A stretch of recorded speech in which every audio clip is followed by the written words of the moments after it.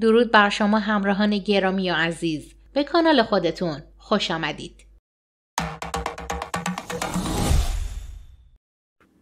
تصویری از دیدار بدل علی خامنه‌ای با تیم ملی فوتبال سالنی با مربیگری وحید شمسایی منتشر شده. حاشیه تیره در کنار تصویر رهبر جمهوری اسلامی در یکی از این عکس‌های یادگاری که نخستین تصویر منتشر شده از این دیدار بوده جلب نظر میکنه.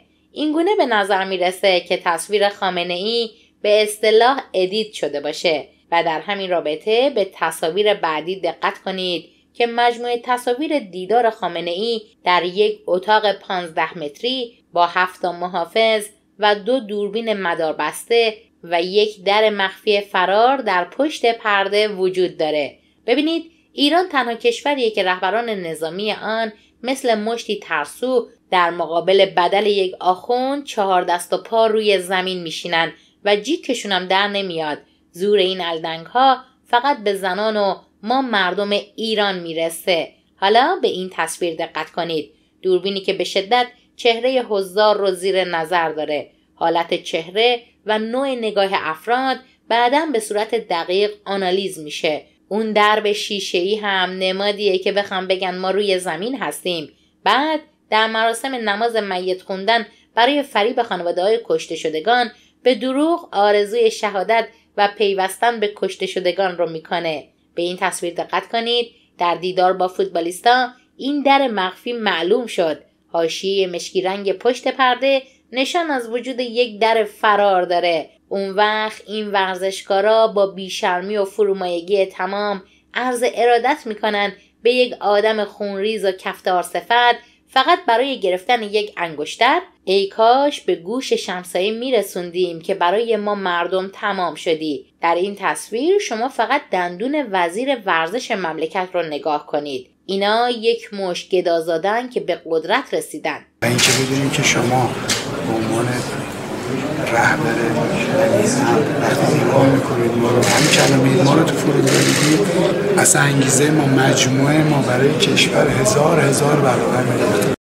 در پی شکایات بسیاری از یک فروشگاه فروش گوشی‌های هوشمند میخوام در ادامه ویدیو از جشنواره فروش تلفن‌های همراه که کلاهبرداری بوده بگم. فردی به نام سید مهدی موسوی ساکن شهر آمل به همراه همسرش زهره حسن‌زاده مالک فروشگاه بزرگ موبایل استقلال با تبلیغات گسترده در شبکه‌های مجازی ادعا می‌کنند که با ثبت نام در جشنواره فروش آنلاین و با پرداخت کامل مبلغ به کارت بانکی متعلق به پدرش میتونه گوشی‌های هوشمند اپل و سامسونگ رو زیر قیمت رایج در بازار و در عرض 60 روز برای شما ارسال کنه. اما خریداران با گذشت مدتی بیش از قرار توافقی هنوز قادر به دریافت کالای خودشون نشدن و در صورت پیگیری تهدید به حذف ثبت خرید بدون بازگشت مبلغ پرداختی میشن. کار تا جایی پیش رفته که شکایات ثبت شده علیه او ترتیب اثر داده نشده و اونا پس از حضور در مقابل فروشگاه و پیگیری مسئله با رفتار بد و فحاشی و در مواردی با کتک خوردن مجبور به ترک فروشگاه میشن. گفته میشه که به دلیل تکرار این موضوع دیگه پلیس هم به محل درگیری یعنی فروشگاه استقلال اعزام نمیشه. همانطور که در تصاویر میبینید مهدی موسوی در زمانی که با خودرو BMW 530 جدید خودش به راحتی در شهر تردد میکنه، مالباختگان از اقصا نقاط ایران برای پیگیری مجبور به سفر به آمل میشن که بعضن در میانه راه تصادف میکنن یا با مشکلات دیگری مواجه میشن. اما جالبه بدونید که باشگاه فوتبال استقلال یکی از اسپانسرهای این فروشگاهه که البته بعد از ماجرای کلاهبرداری موبایل کوروش قرارداد خودش رو فسخ کرده.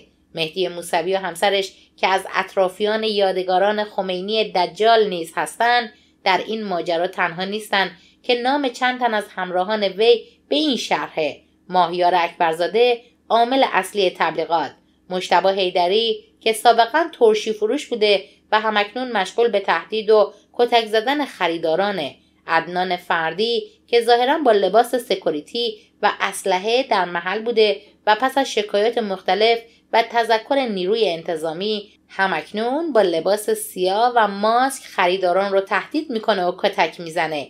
از فردی به نام علی کریمی نیز نام برده شده که متاسفانه جز صفحه اینستاگرامی او اطلاعات دیگه‌ای در دست نیست. شکایت‌ها همچنان ادامه داره، اما تاکنون تعداد انگشت شماری موفق به اخذ کالا یا برگشت مبلغ شدن. در همین رابطه اجازه بدید بهتون یک خبر خوب هم بگم. آخوند ملقب به آیت الله موسوی سید محمد بجنوردی سقط شد. مشخصات این ملعون آنقدر زیاده که فقط به قسمتی از اون میپردازم. او فرزند آلت الله سید حسن بجنوردی بود. در سال 1326 هجری شمسی در نجف اشرف متولد شد و تحصیلات حوزوی خودش را نیز در همان شهر نزد خمینی ملعون، خویی، حکیم و پدرش گذرونده.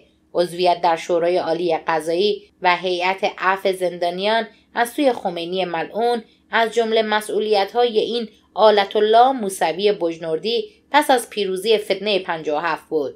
ایشان همچنین یکی از اعضای شورای مرکزی مجمع روحانیون مبارز بوده. همچنین وی پدر همسر سید حسن خمینی، نوه امام آفتابه ها و تولیت حرم امام خمینی نکبت بود. و جان کلام این که پارلمان کانادا لایحه تروریستی خواندن سپاه پاسداران رو تصویب کرده و چراغ سبز بریتانیا در تصویب این لایحه دیده میشه.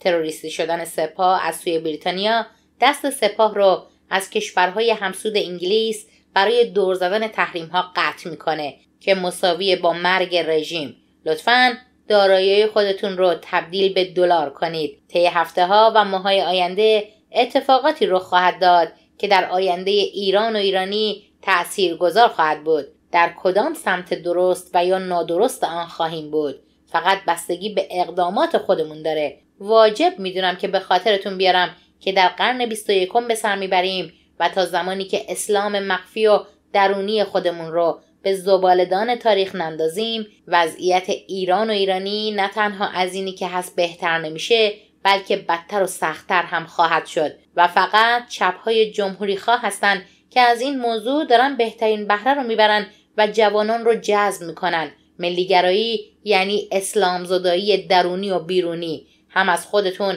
و هم از ایرانمون، بدون تخفیف و تعارف، یعنی برگشتن به نمادها، اصول و معیارهای انسانی و معنوی و ایرانی الاصل قبل از حمله وحوش و خلفای عرب و تازیان محمد و عمر و عثمان و ابوبکر و معاویه و علی و حسین به ایرانمون، یعنی تبدیل شدن به هزاران هزار پیروز نهاوندیان دگر.